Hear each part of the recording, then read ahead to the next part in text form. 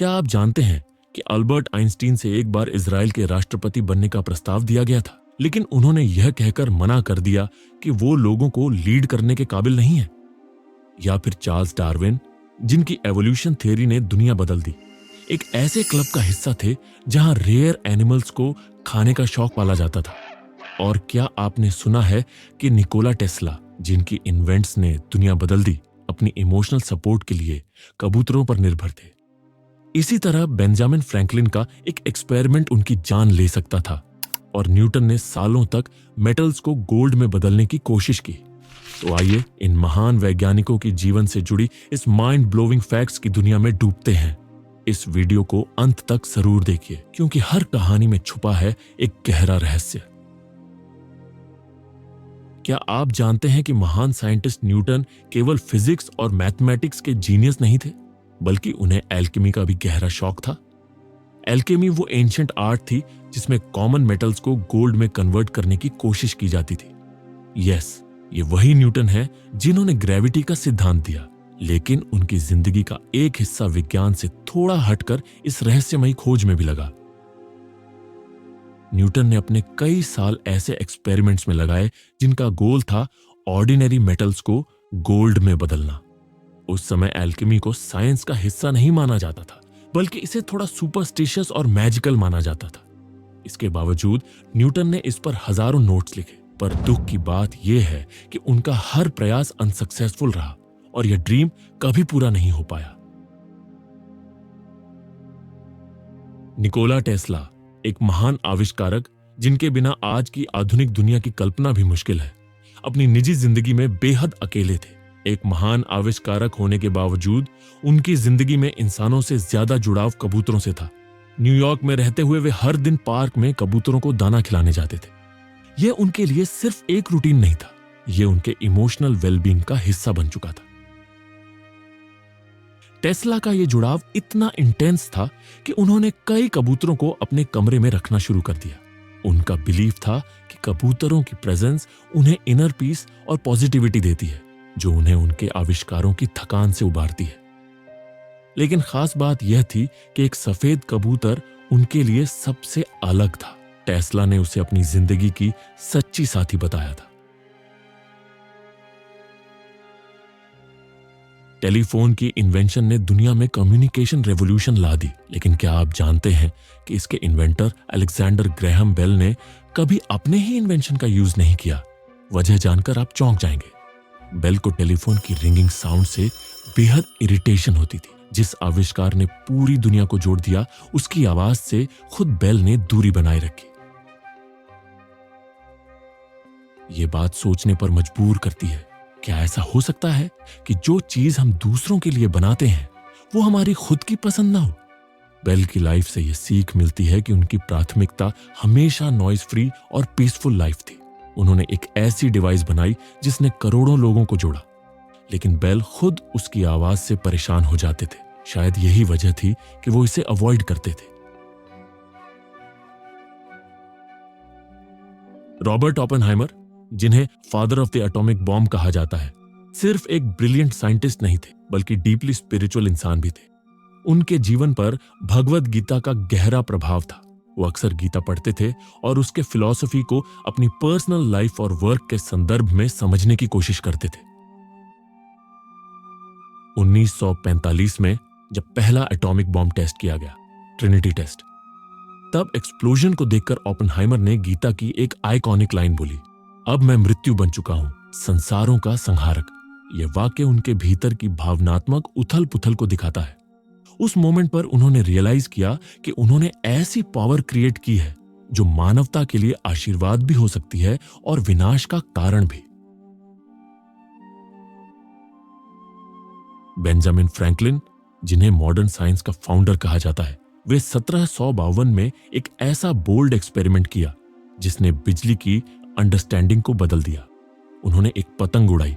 इस पतंग में एक मेटल की चेन बांधी गई थी और पतंग को आसमान की तरफ छोड़ा गया।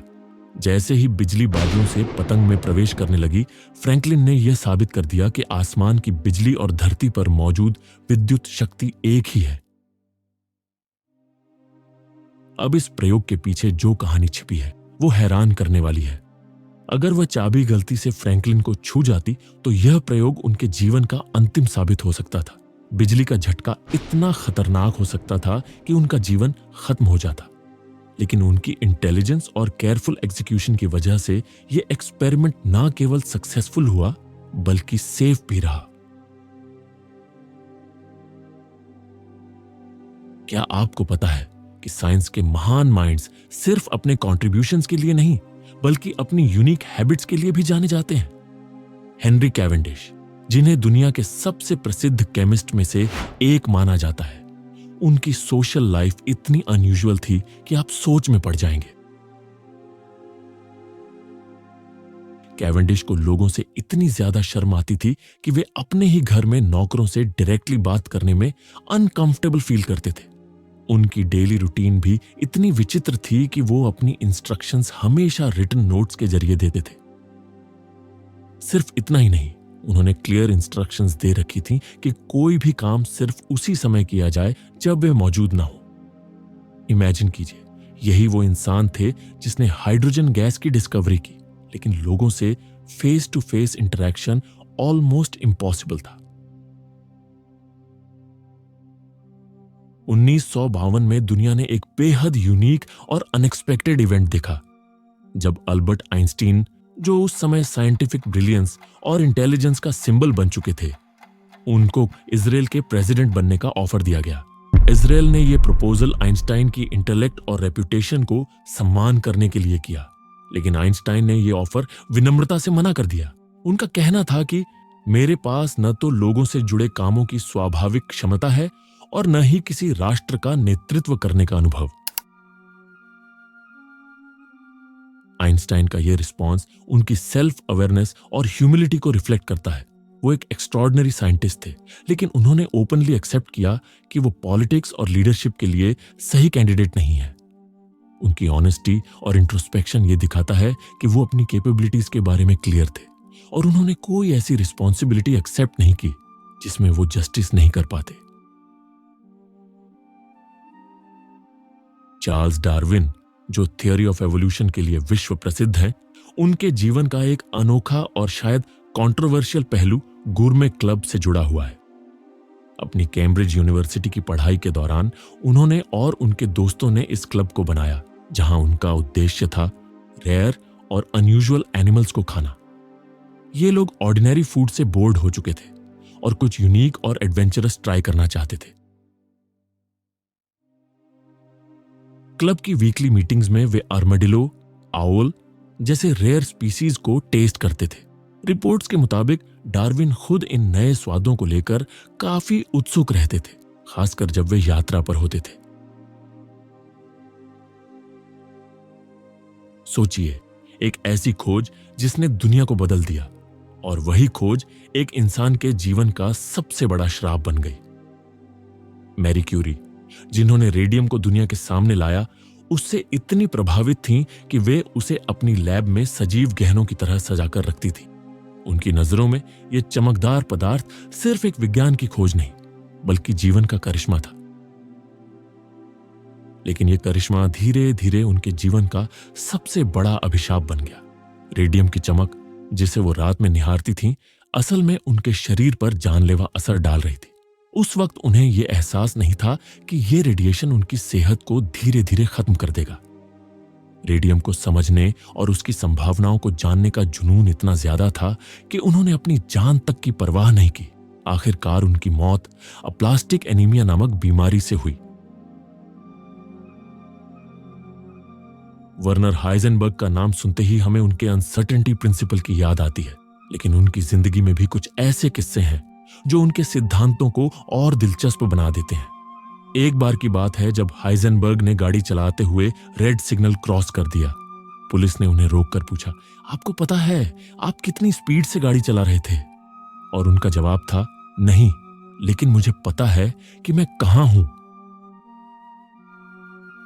अब अगर आप उनके इस जवाब को साधारण मजाक समझ रहे हैं तो रुकिए, ये अनसर्टेनिटी प्रिंसिपल की गहरी समझ का हिस्सा है। हाइजेनबर्ग के सिद्धांत के मुताबिक आप एक ही समय पर किसी कण की पोजीशन और वेलोसिटी को बिल्कुल सटीकता से नहीं माप सकते।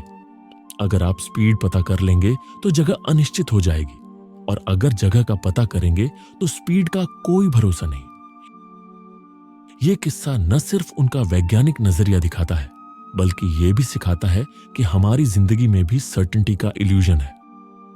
हमें हमेशा यह नहीं पता चलता कि जिंदगी कहां ले जा रही है या हम कितनी स्पीड से आगे बढ़ रहे हैं। लेकिन शायद यही तो खूबसूरती है, रहस्यों को गले लगाना और उस अनसर्टेनिटी में मीनिंग ढूंढना।